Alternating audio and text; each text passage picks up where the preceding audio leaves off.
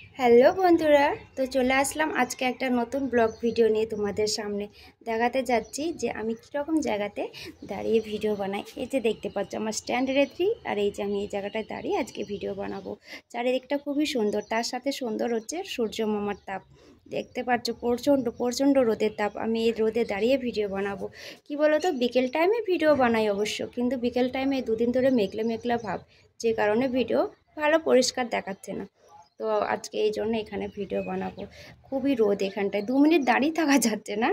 তো এখানে একটু তোমাদের ভালোবাসা, একটু তোমাদের সাপোর্ট পাওয়ার জন্য এত মেহনত করছি।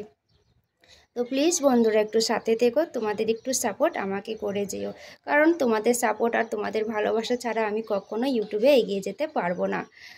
তো আমরা একটা ভিডিও একবারে কমপ্লিট করতে পারি না, একটা ভিডিও কমসে কম আমরা 10 বার বানাই, তারপরে হয়তো 10 বার কেন 10 বার 12 বার হয়তো 5 বার, তারপরে একটা সিলেক্ট করি, সেটা আপডেট দিই, যেটা তোমরা দেখো এমনকি তোমাদের ভালোবাসা দাও।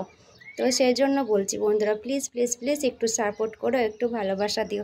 আর হ্যাঁ, এই ভিডিওটা যদি তোমাদের ভালো লাগে অবশ্যই একটা লাইক আর একটা কমেন্ট করে যেও, আর আমার চ্যানেলটা সাবস্ক্রাইব করে নিয়ে পাশে থেকো। আর একটা জিনিস দেখাচ্ছি তোমাদেরকে, চলো। এই যে এখানে আমি গাঁদা ফুলের গাছ লাগিয়েছিলাম, তো প্রচণ্ড রোদের তাপ একটু হয়ে যাচ্ছে। আর এইখানে হচ্ছে লাল শাকগুলো হচ্ছে না কেন বুঝতে পারছি না। আর এই যে এখানে রয়েছে কলমি শাক।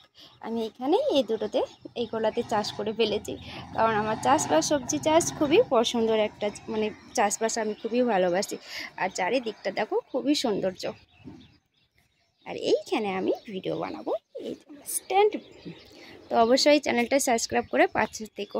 ধন্যবাদ বন্ধু, বাই বাই।